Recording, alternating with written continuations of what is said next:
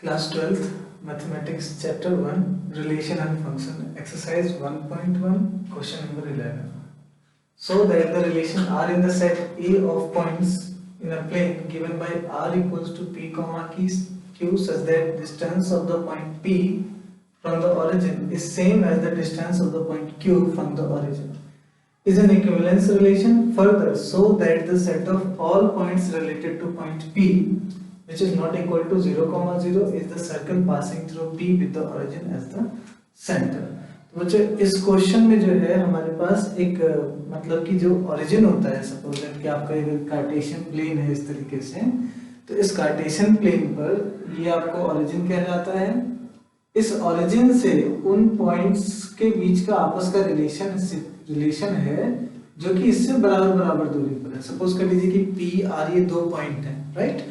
अगर ये दोनों पॉइंट्स ओरिजिन से इक्वल डिस्टेंस पर हैं तो ये दोनों आपस में रिलेटेड होंगे according to this definition. So हमें यहाँ पर क्या देखना है कि distances of the points are equal from the origin, ठीक है। तो इसको हमें प्रूफ करना है कि ये रिलेशन जो है आपका इक्विवेलेंस रिलेशन होगा। इसमें एक चीज और दी हुई है कि सेट ऑफ पॉइंट्स को ए से रिप्रेजेंट किया गया है जिसको कि हमें रिलेशन को इक्विवेलेंस प्रूफ करना है। पहले भी बताया हुआ मैंने कि इक्विवेलेंस रिलेशन किसे कहेंगे हम लोग। इक्विवेलेंस के लिए आपको रिफ्लेक्सिव, सिमेट्रिक और ट्रांजिटिव देखना होता है, ठीक है ना। रिफ्लेक्सिव चेक कर लेंगे, फिर सिमेट्रिक चेक कर लेंगे और फिर ट्रांजिटिव चेक कर लेंगे, ठीक है। रिफ्लेक्सिव के लिए याद दिला दूं, for all a comma a should belongs to r, right, a belongs to a। Symmetric के लिए क्या देखते हैं, for all a comma b belongs to r, it implies that b comma a also belongs to r। Transitive के लिए for all a comma b belongs to r, b comma c belongs to r, it implies that a comma c also belongs to r। ये आपका transitive के लिए। तो तीनों ही situation को हमें प्रूफ करनी है इक्विवेलेंस दिखाने के लिए। चलिए शुरू करते हैं। तो गिवन है हमारे पास, given set A is set of points। ये हमें दिया हुआ है कि जो सेट A है वो सेट ऑफ पॉइंट्स को रिप्रेजेंट कर रहा है। R इक्वल्स टू, R यहाँ पर रिलेशन है, R equals to P comma Q such that distance of the point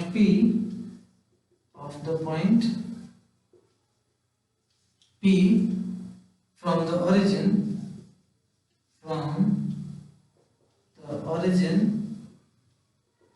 is equal as the distance of the point Q from the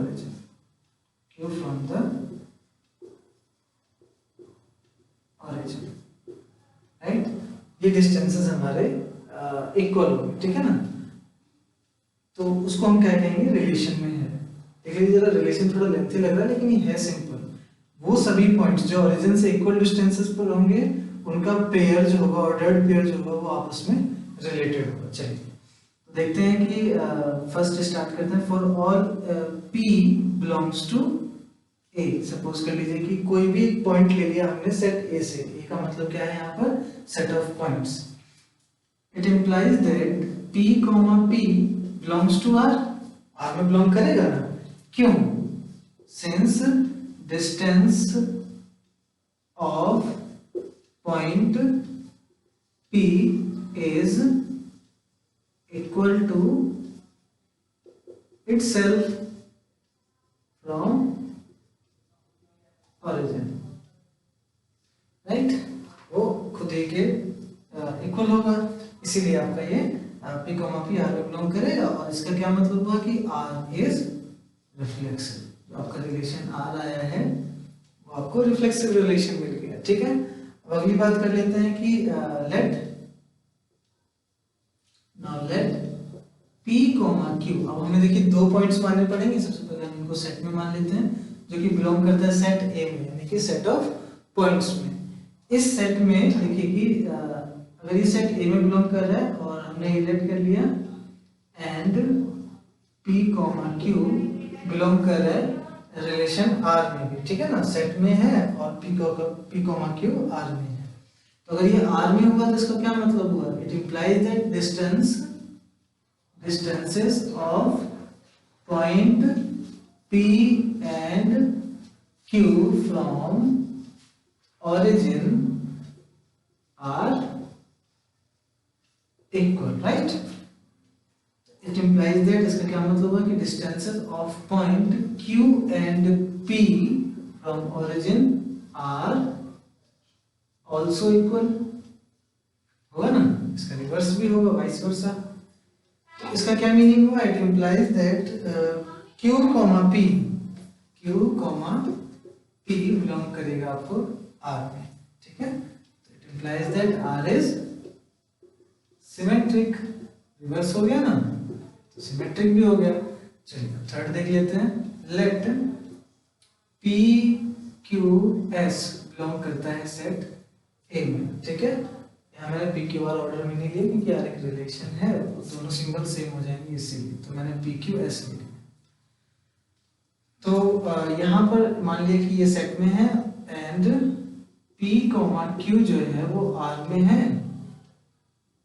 and Q, S ये भी आपका relation, ठीक है ना। तो जरा इसका क्या मतलब हुआ, इसका मतलब ये हुआ कि distances of points P and Q from origin are equal and distances of points Q and S from origin are also equal। ध्यान दीजिए जरा बच्चों,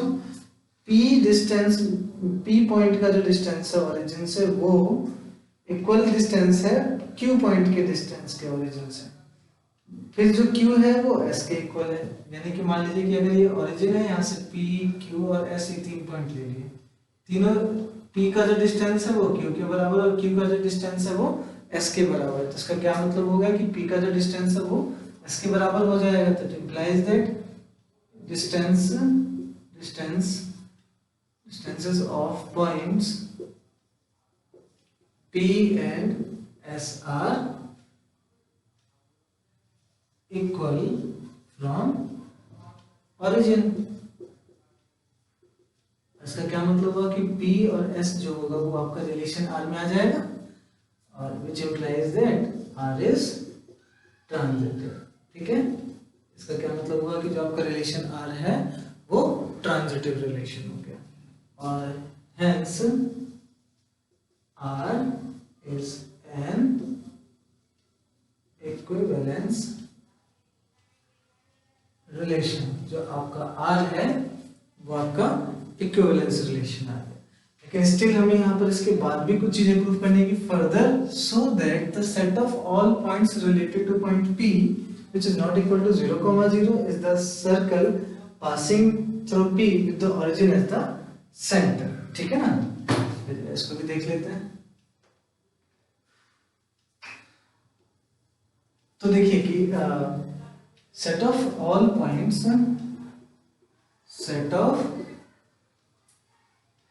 पॉइंट्स रिलेटेड टू P। अब देखिए P पॉइंट से कौन कौन से पॉइंट्स रिलेटेड होंगे, जो ओरिजिन से उतनी ही दूरी पर होंगे जितनी दूरी पर की P है। ये वही बात कि रिलेटेड टू P का क्या मतलब है कि रिलेशन तब होगा जब डिस्टेंस आपका इक्वल होगा, यानी कि all the points which are at equidistance as P, जितना कि P दूरी पर है ओरिजिन से उतनी ही दूरी पर वो बाकी के भी पॉइंट्स हैं, ठीक है। तो ये सारे के सारे पॉइंट्स इक्वी डिस्टेंस पर हो गए ओरिजिन से। इसका क्या मतलब हुआ कि set of all points which are at equidistance from origin as P forms a circle। आप लोगों ने सर्कल की डेफिनेशन पढ़ी होगी कि set of all points in a plane which are at equidistance from a common point। और यहाँ पर common point क्या हुआ, तो आपका origin हो गया। forms a circle which passes through P and जो कि P पॉइंट से पास होगा and center is at origin, और जो उसका सेंटर होगा वो कहाँ पर हो जाएगा, आपका origin पर हो जाएगा। तो ये था आपका क्वेश्चन नंबर 11 एक्सरसाइज 1.1 का। ठीक है बच्चों, अगर कोई डाउट रह गया हो तो कमेंट करके पूछ लीजिएगा। ठीक है बच्चों।